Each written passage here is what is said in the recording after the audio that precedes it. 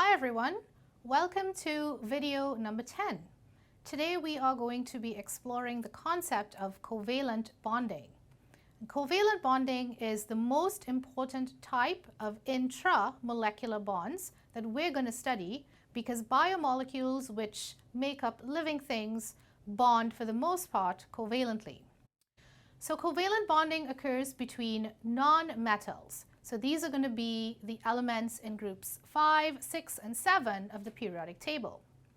Now atoms in groups 4,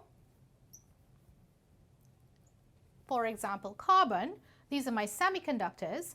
When group 4 atoms are bonded to non-metals, they will have some covalent character as well as some ionic character, but they're generally also termed covalent compounds. And that makes sense because life is carbon-based and life is made up of covalently bonded molecules. So in a covalent bond, the atoms share electrons to attain stable electron configurations, meaning full outermost shell of electrons. So some covalent substances include, for example, oxygen, carbon dioxide, water, and glucose. So these are some typical covalent substances that we will meet as we go through our study of biology.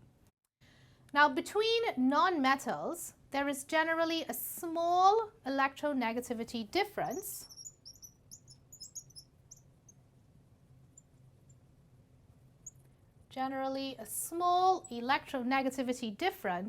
between the atoms.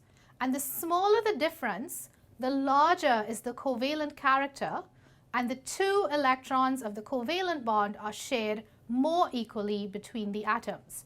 Now this makes sense because when we looked at ionic bonding in a previous video, we said that if the electronegativity difference is larger, that increases the ionic character of the bond, making it more polar. So with covalent bonding, we have small electronegativity differences, and therefore covalent bonds tend to be less polar. So generally, an electronegativity difference of less than 1, less than 1 indicates a covalent bond. If we have a difference between 1 to 1.8, we say that this is a polar covalent bond. And if we have a difference more than 1.8, this is said to be an ionic bond, which is of course polar. So I've drawn here for you methane. Methane is a very simple hydrocarbon, comprises of 1 carbon atom, shown in the middle, and 4 hydrogen atoms, as shown here on all sides. So carbon and hydrogen, these are two non-metals. They're going to bond covalently. So covalent bonding involves the sharing of electrons through overlap of my orbitals.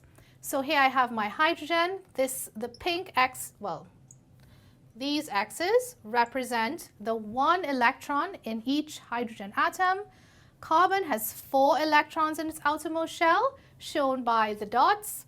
And therefore, when they share in this manner, all of my hydrogens attain a stable electron configuration, 2 in its outermost shell, and carbon attains a stable electron configuration, 8 in its outermost shell. So this is a stable covalent compound.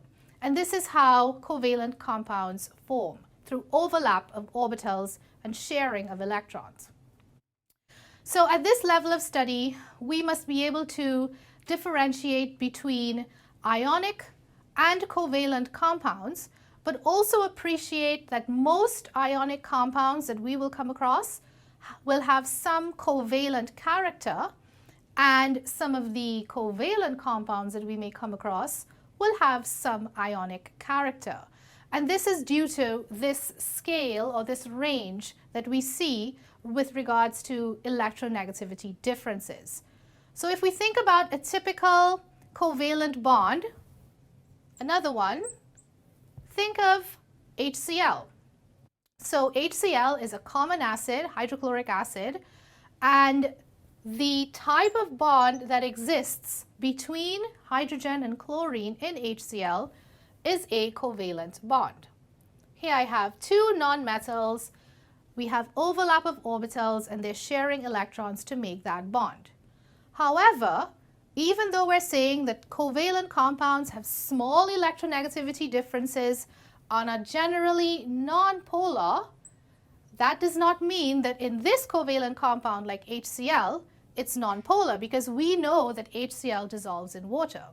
So HCl has a polar covalent bond. And if we think about the electronegativity difference here,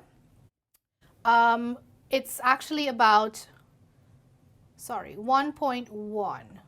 Okay, so we're looking at an electronegativity difference between H and Cl, 3.2 and 2.1, to give us an overall difference of 1.1, which is basically going to indicate a polar covalent bond.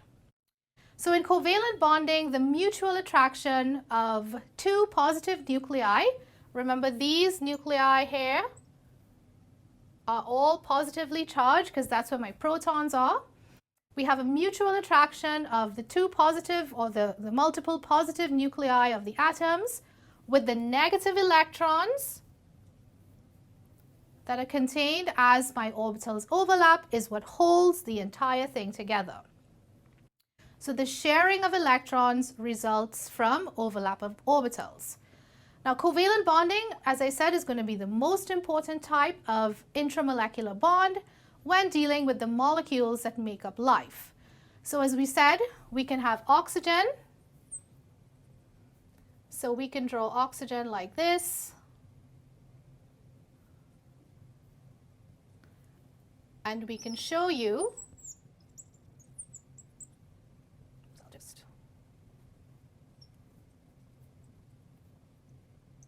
so oxygen, we can write like so, has two covalent bonds between the two atoms. So I have, if one covalent bond, like here, is 2 electrons, then a double bond or two covalent bond, 4 electrons. So we can see here that oxygen is forming a double bond, 2 covalent bonds between the two atoms to allow for each atom to have its outermost shells filled and therefore stabilized. So we will continue to meet covalent bonding as we go through our study of biology. So keep in mind that this is the most important type of intramolecular bonding that is seen amongst molecules, and it's going to be very important for us to ensure that we recognize that there is a range of covalency when we're looking at covalent compounds, depending on the electronegativity difference.